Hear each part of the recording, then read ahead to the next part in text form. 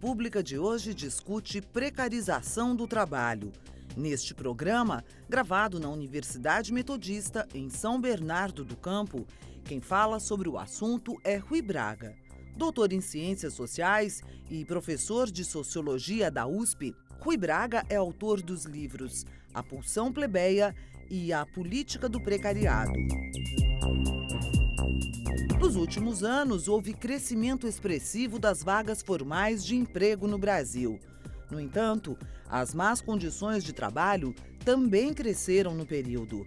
Diversas pesquisas indicam baixos salários, alta rotatividade e acidentes no cotidiano dos trabalhadores. Para especialistas, essa situação faz parte de um cenário global, com a precarização das relações trabalhistas. Na lógica capitalista, o endurecimento e a insegurança das condições de trabalho são regras do mercado. Em contrapartida, greves e rebeliões sociais mostram a insatisfação de trabalhadores com a situação. Mas, afinal, por que os direitos trabalhistas estão em risco? Por que cresce a precarização de empregos no mundo?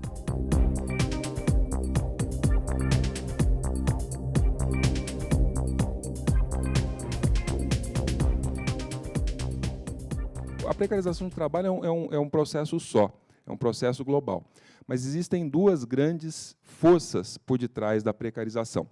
A primeira delas é essa que a gente teve no Brasil entre 2003 até 2014, mais ou menos, né? Ou seja, você tem um aumento bastante grande do emprego, um aumento do emprego nas empresas que passam a contratar mais trabalhadores, ainda mais funcionários, ainda que em condições bastante degradadas ou degradantes de trabalho, que passam a, vamos dizer, obter ganhos de produtividade às custas, por exemplo, da saúde do trabalhador.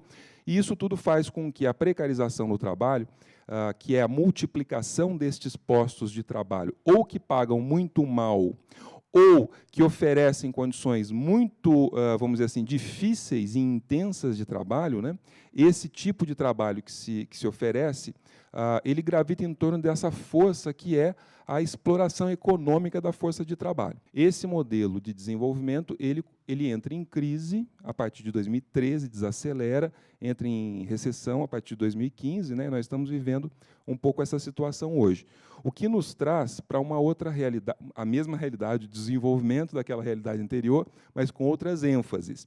Agora, a precarização do trabalho está menos associada ao tipo de, ou à qualidade do emprego, e está mais associada aos ataques que os trabalhadores, ou os direitos dos trabalhadores, os chamados direitos trabalhistas, né, eles propriamente são objeto de contestação, objeto de, vamos dizer assim, ataque, de disputa, não é isso?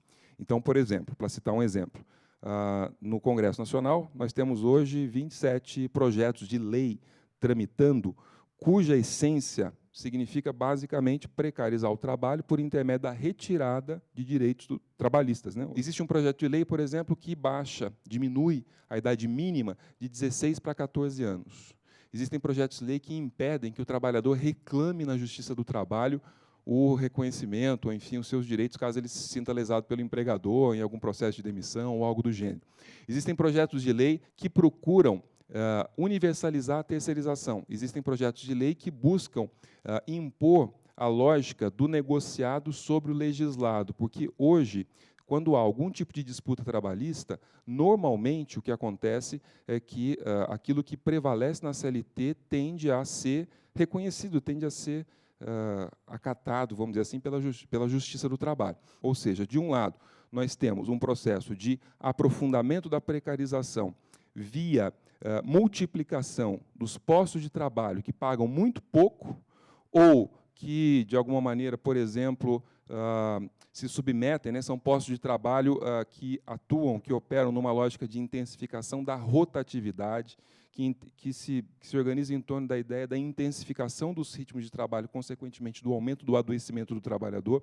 Esse tipo de lógica ou de dinâmica, vamos dizer assim, muito focada na chamada exploração econômica da força de trabalho, é a primeira face, vamos dizer assim, o primeiro motor da precarização. E o segundo motor é o tipo de acumulação que as empresas gostam, nesses momentos de crise, né, as empresas gostam de recorrer, ou recorrem com muita frequência, que é a expoliação dos direitos trabalhistas. Essas duas facetas, por assim dizer, né, da atual política que prevalece no país, tem muito a ver com uma mudança que a estrutura social do país está atravessando, em grande medida, orquestrada, organizada, desenvolvida pelo Estado, vocalizando os interesses das empresas, em especial das grandes empresas e dos grandes bancos. Então, como a burguesia brasileira percebeu, fundamentalmente, que ela não consegue mais obter lucro, ou os lucros eles tendem a ser mais difíceis de serem alcançados por conta vamos dizer assim, desse contexto de crise, que tem várias razões, tem várias fontes. Consequentemente, eles precisam ter um plano B para o quê? Para enfrentar a queda da sua taxa de lucro, não é isso? E esse plano B, basicamente, é se a gente não consegue obter os lucros que obtínhamos no passado, não é isso? Através, fundamentalmente, da intensificação da exploração econômica dos trabalhadores, mediante o aumento da precarização, mas via multiplicação de postos de trabalho baratos, condições precárias, intensificação da utilização da força de trabalho, aumento do adoecimento, aumento da rotatividade, a gente tem que ter um outro plano. E esse outro plano consiste exatamente em avançar sobre os direitos e fazer com que o valor da força de trabalho no Brasil ele seja comprimido pelo aumento do desemprego e pela diminuição dos direitos trabalhistas. Então, como você tem o aumento do desemprego, uma diminuição dos direitos trabalhistas, a força de trabalho fica mais barata. E, ao ficar mais barata, esse é o raciocínio de alguns setores da economia no país, se a força de trabalho fica mais barata, consequentemente, você vai ter condições de acumular mais capital.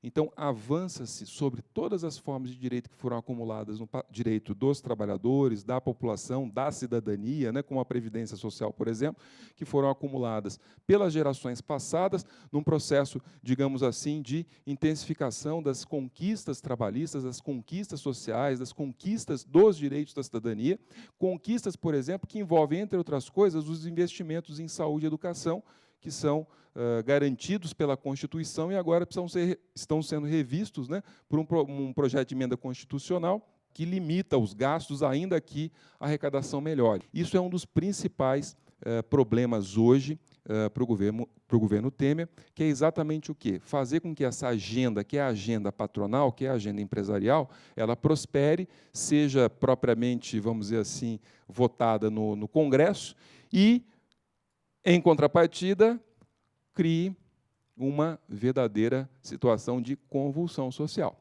A precarização do trabalho pode aparentemente ser algo muito específico do direito do trabalho ou das empresas, do universo privado, né, ou seja, do universo das empresas, do mercado, mas, a rigor, atinge todos nós, ainda que estejamos na expectativa de entrar no mercado de trabalho, ou seja, atinge todas as nossas conquistas, não é? Desde 1943, com a criação, enfim, da CLT, até passando pela Constituição de 88, com os direitos sociais, não é isso? O capítulo 3º da Constituição sobre os direitos sociais, chegando no conjunto de benefícios que nós acumulamos com a formalização do mercado de trabalho nesse último período, nesses últimos 12, 13, 14 anos.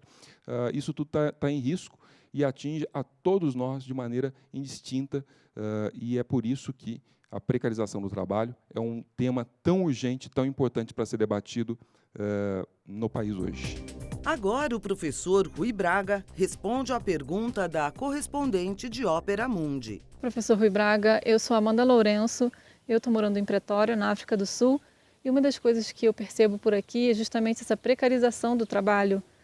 Aqui a gente anda na rua e vê grupos de homens esperando de manhã por trabalho, alguém que dê trabalho para eles naquele dia, sem ter certeza de que no dia seguinte vai ter outro trabalho. Muita gente desempregada nas townships, que são as favelas daqui, a gente que perdeu emprego, que trabalhava em fazendas e que foram demitidos, que trabalhavam em minas também e que foram mandados embora e não tem mais nenhuma perspectiva. A desigualdade social daqui também aumentou muito nos últimos anos. Então eu queria saber por que essa situação aqui, porque todo mundo tinha esperança, né, com o fim do apartheid, que as coisas fossem melhorar, mas cadê o progresso? O que aconteceu? Obrigada. O nível de desigualdade da África do Sul, medida aí pelas instituições internacionais, pelo índice de Gini, todos aqueles índices que medem a desigualdade ou a qualidade de vida, enfim, da população, piorou com a democracia, o que é uma coisa muito triste, né? Você tem um país que luta de forma muito intensa, heróica e brava, que tem uma mobilização social muito intensa, cujo resultado é uma deterioração das condições em relação àquilo que se existia, né?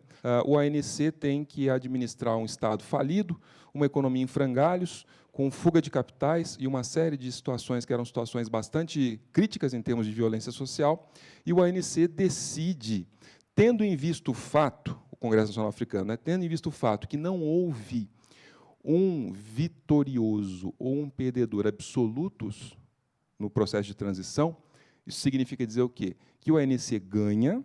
No entanto, o regime, né, o Partido Nacional Sul-Africano, o regime fascista do apartheid, ele não havia sido totalmente derrotado.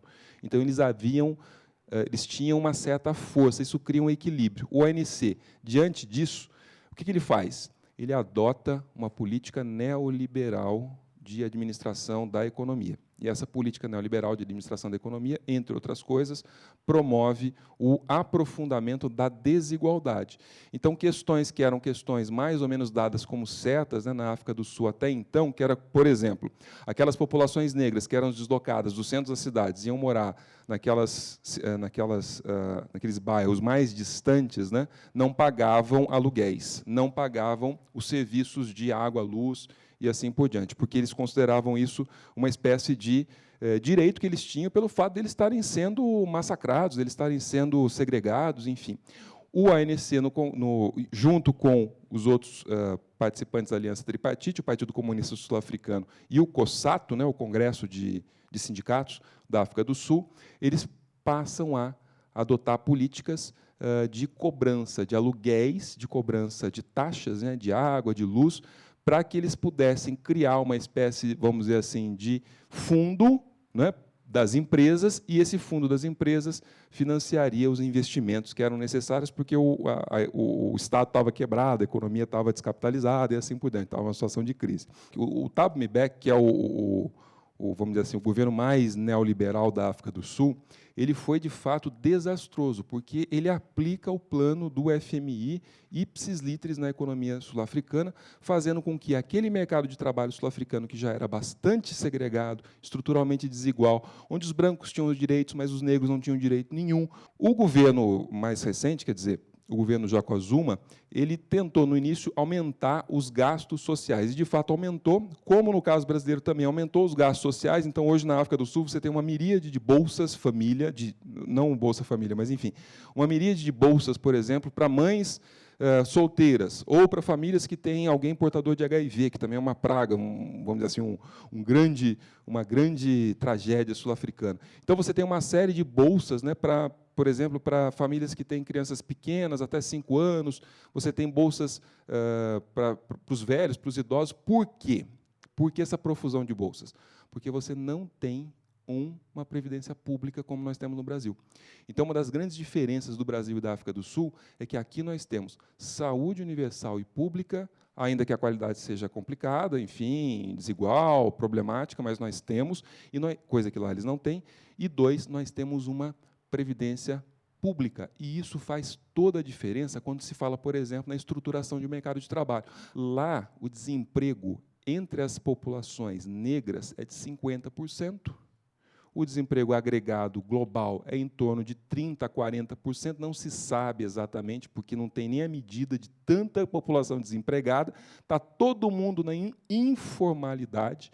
Os poucos trabalhadores negros que conseguem um emprego formal é sempre na base da terceirização, por exemplo, trabalhando como garis ou como vamos dizer assim, funcionários das prefeituras e precisa brigar com outros trabalhadores negros para poder alcançar aquele posto de trabalho que a prefeitura negocia com base em acordos, que são acordos políticos, que envolvem uma série de efeitos, vamos dizer assim, de barganha política. Isso tudo por quê? Porque o desemprego ele é majoritário e não há proteção trabalhista, percebe? Quando você tem a proteção trabalhista, você tende a fazer com que o mercado de trabalho ele se torne mais estruturado, menos desigual. Lá é o país mais desigual do mundo, entre outras coisas, porque você tem um desemprego enorme e não tem proteção trabalhista. Eu costumo dizer, quer dizer, é claro que nós vivemos situações diferentes, né? No entanto, se nós permanecemos, como sociedade, avançando na direção da expoliação dos nossos direitos, de ataque aos direitos previdenciários, de ataque aos direitos trabalhistas, de aumento da jornada de trabalho, de terceirização, aumento do desemprego, se nós continuarmos avançando nessa direção, nós tendemos a nos aproximar, como sociedade, de um país como a África do Sul. Percebe? Eu não estou dizendo que a gente vai virar a África do Sul. O mercado de trabalho deles é muito pior que o nosso. No entanto, a gente tende a ficar cada vez mais próximo dessa sociedade em que não há proteção trabalhista, onde existe uma taxa de desemprego elevadíssima, onde a informalidade predomina e as pessoas estão vivendo da mão para a boca, todo mundo está vivendo da mão para a boca, buscando se virar o tempo todo, não é isso? Num processo, vamos dizer assim, de mercado informal, de concorrência, de autoempreendedorismo, que é a regra. Então, eu diria que, se a gente não conseguir construir alternativas a essa política que está sendo imposta pelo governo Temer, pelo Congresso, ao conjunto do país, em especial ao conjunto das classes subalternas, dos trabalhadores, das pessoas que vivem do salário, a gente tende a chegar muito perto daquilo que é o relato que foi feito pela correspondente do Ópera em Joanesburgo.